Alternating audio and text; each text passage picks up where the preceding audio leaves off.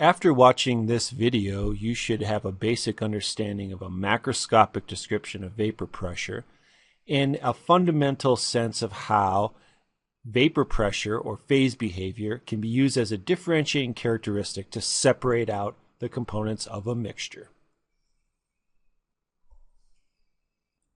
Imagine I wanted to separate pentane from a mixture of other hydrocarbons, and I want to start off this thought experiment by drawing a phase diagram for pentane. Looks something like this. And of course, if this was the phase diagram of pentane, we know that in this region the stable phase would be a solid, over here would be a liquid, and here would be a gas. And so I want to focus in on this region of the phase diagram right here. So I'm going to redraw this. This region of the phase diagram, of course, separates where the substance is a liquid from a gas. And this curve right here is often referred to as the vapor pressure curve for the substance, in this case for pentane. Now, there's two ways you can think about the vapor pressure curve or this region of the phase diagram. One way is to say, well, if we are at 1 atmosphere, and I trace over and down, then the normal boiling point of this substance would be this temperature. And for pentane, that's around 36 degrees. It's actually 36.1 degrees Celsius. Another way to interpret the phase diagram is to say if I have pentane at 1 atmosphere at a temperature below the boiling point, let's say, for example, at around 25 degrees, if that's 25 degrees, then if I trace up and over on the phase diagram, the corresponding pressure I get is called the vapor pressure.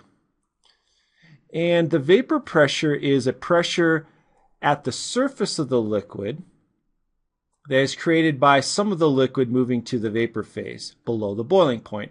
And we're going to talk more about how we can model that behavior in the next unit. Okay, so the formal definition, therefore, of the boiling point of a substance is when the vapor pressure equals the external pressure. So if the external pressure is 1 atmosphere, then when the vapor pressure is 1 atmosphere, the substance boils at that temperature. But if the external pressure is lower, for example, let's say it's at 0.8 atmospheres, then the boiling point of the substance is no longer what it is at 1 atmosphere. It would be lower, somewhere around this temperature. All right, now let's say that pentane is mixed with 3 other hydrocarbons in a mixture. I want to move to a different vapor pressure curve diagram that has all of these. Here it is. So let's say that pentane is mixed with butane, hexane, and heptane, and I wanted to separate this mixture.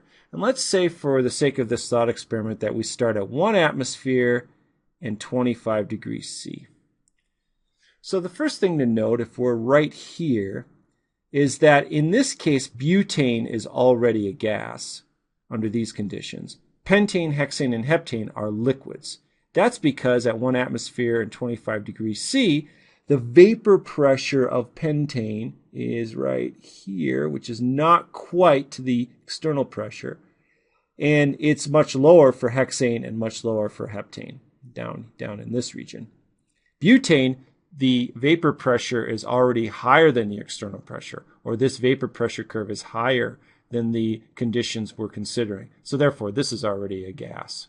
So the first step in this separation would be simple. We could just kind of pull the gas off or pour the liquids off, and it'd be very easy to isolate butane from pentane, hexane, and heptane. Now, to separate these 3 liquids, what would we do? Well, we could simply distill them.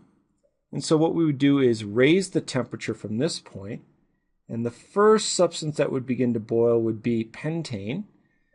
We could distill that off and collect it, recondense it by cooling it.